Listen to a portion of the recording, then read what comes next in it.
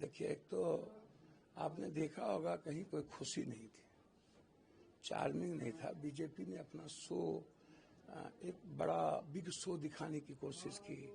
जिस तरीके से गमछा हिलाए, डांस किए, और जिस तरीके से कल जीविका दीदी और सबको बुला करके प्रदर्शन करने की कोशिश हुई, आपने देखा होगा कि नीतीश कुमार जी के चेहरे पर कोई खुशी नहीं थी।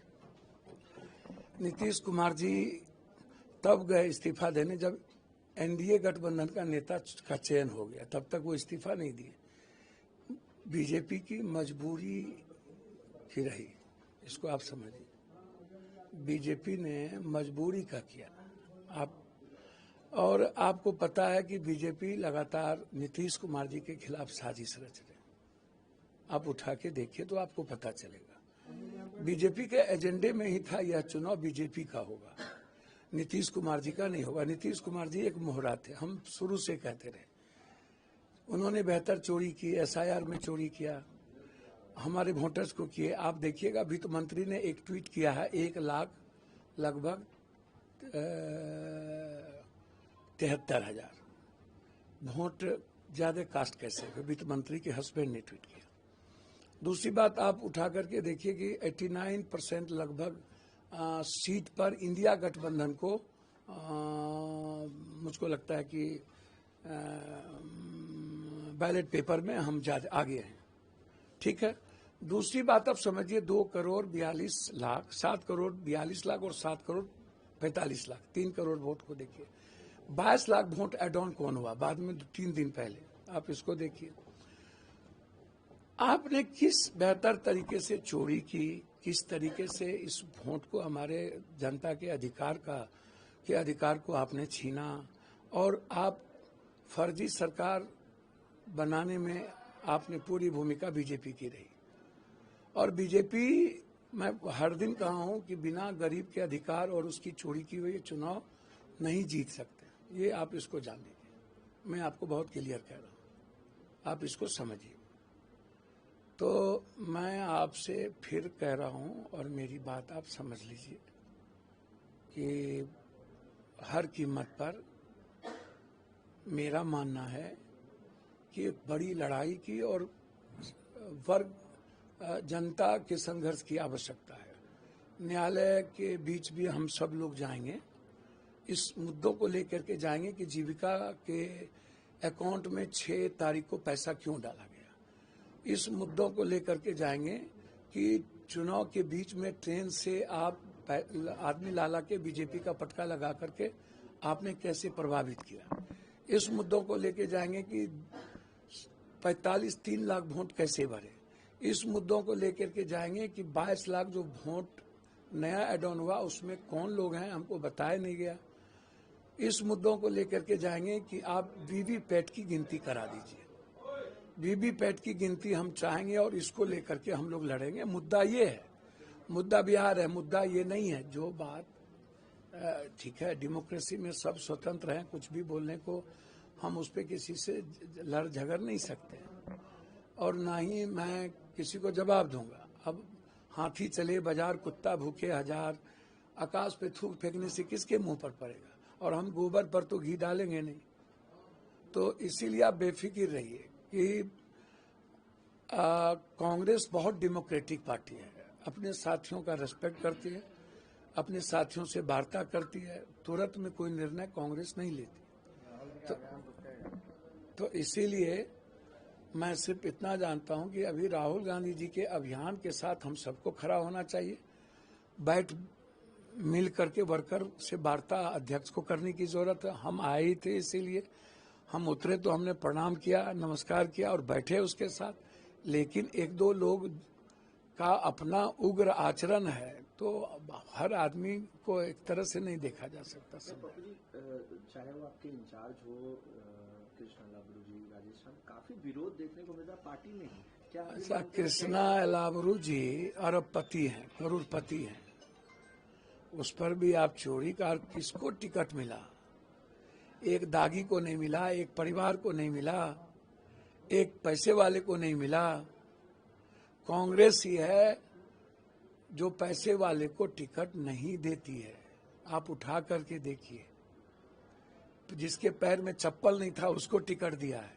नाम गिनाऊं? मनोज विश्वास। चनपटिया किसको दिया? पहले वाल्मीकि नगर। आप बेफिक्र रहिए, आप चिंता ना करिए। आप एकदम, ये जिनको नहीं मिलता है उनको दुख तो थोड़ा रहता है, तो वो अपनी बात अब प्लेटफॉर्म पर कहना चाहिए, वो दूसरे तरीके से कहता है। ये निर्णय कांग्रेस पार्टी को लेना है, हमारे अध्यक्ष को लेना है। ना मैं उसमें 3 में हूं, ना मैं 13 में हूं। मैं तो एक वर्कर हूं, और वर्कर के नाते सदाकत आश्रम आना पप्पू यादव की जिम्मेदारी है। हम आए और आते रहेंगे। हार के जो उसको लेकर समीक्षा होगी, क्या एक बैठक होगी जिसमें कहाँ चूक होगी, क्या? जी निश्चित, तो समीक्षा बैठक तो, और हमारी पार्टी तो इतनी डेमोक्रेटिक है तो समीक्षा बैठक तो होगी ही होगी। नहीं का क्या सवाल है? वो तो अच्छा, ना मैं किसी पॉलिसी में हूं, ना मैं किसी चीज में हूं, तो होगी लड़ाई, आप चिंता ना करिए। समीक्षा बैठक भी होगी और अनुशासनात्मक कार्रवाई भी होगी। आप देखते चलिए, आप चिंता ना करिए। एक सवाल है, थोड़ा सा इंतजार कीजिए ना, सब कुछ आपको दिखेगा कांग्रेस पार्टी। परिवारवाद को लेकर काफी सवाल उठते हैं, चाहे वो कांग्रेस पे हो, आरजेडी पे हो, आपके अलायंस पार्टनर पे। लेकिन कल मंत्री पद के शपथ ग्रहण सर बुरा नहीं समारोह में- मानिएगा, कांग्रेस में तो परिवारवाद की बातें नहीं है। हम अमित शाह जी नहीं है। हम परिवारवाद की बात करिएगा तो चले जाइए प्रमोद महाजन से लेकर, जो मुंडे से लेकर, राणे से लेकर, राणे का तीनों बेटा बेटी, राणे, मुंडे, मुंडिया का बेटी बेटा, प्रमोद महाजन का की बेटी, वहां से ले लीजिए, सिंधिया और जितेंद्र प्रसाद से ले लीजिए, और हमारे यहां से राज्यसभा सदस्य राजा गए थे उसको भी ले लीजिए, और हिमाचल के राजा सबको ले लीजिए। तो पूरा का पूरा आप उठा करके ले लीजिए, चारों तरफ आप जितना आपको देखना है। तो बीजेपी से बड़का परिवारवाद, मंत्री पद आप सुनिए ना, मंत्री पद एक ठो, रामा निषाद से लेकर एक ठो की बात आप करते हैं, क्या बोलते रहते हैं। मांझी साहब के घर में 5 आदमी, हाँ? दूसरे दल में 3 आदमी को टिकट दिया, नहीं जीते। मृणाल बाबू के लड़के को मिला। परिवारवाद की बात छोड़ दीजिए। उपेंद्र भाई, मैं इस सब में नहीं रहता हूं। ये सब चीज अब कोई मैटर ही नहीं। उपेंद्र भाई, उनकी मिसेज जीती, बेटा मंत्री बना, बेटा है, उनका जो निर्णय था लिया। लेकिन बीजेपी और एनडीए को परिवारवाद का मुद्दा कहने का नैतिक अधिकार नहीं है। आप उठाइए ना, मेरा मोबाइल अभी दिखा देते हैं टोटल, आप उठा के देखिए किस किस का नाम अब हम गिनते जाएं। हम मंत्री में ही गिना देते हैं, सबका नाम आप गिनते जाइए। सेकेंड मैन से शकुनी चौधरी साहब और सम्राट भाई,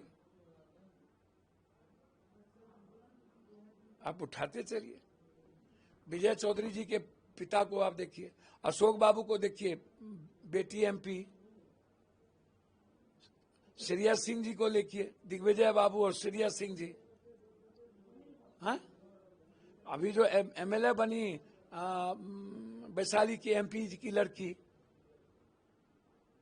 आप उठाइए ना, मंत्री टोटल उठाइए ना, कौन लोग बने हैं। प्रधानमंत्री परिवारवाद पे निशाना साधते हैं और पूरा। भैया अब इससे बड़ा दुर् भी होता है क्या? बिना एमएलए एमपी, बिना एमएलसी के आप मंत्री बन रहे हैं।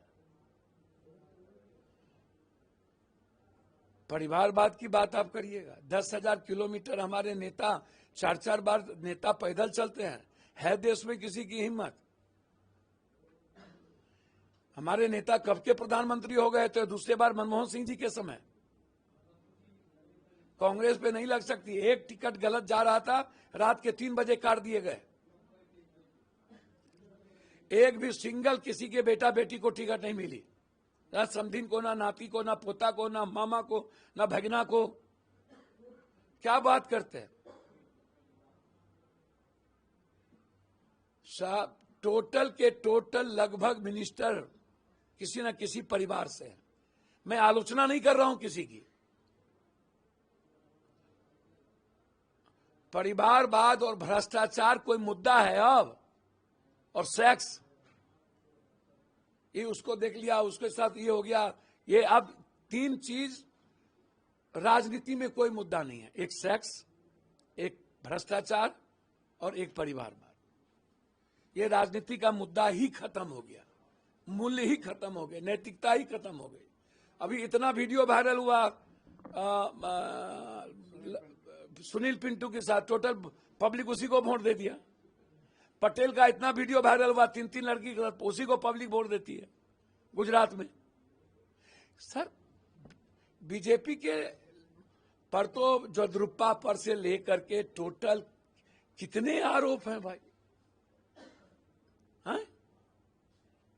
शिंदे साहब का बेटा एमपी है ना, शिंदे साहब सीएम थे ना कि नहीं?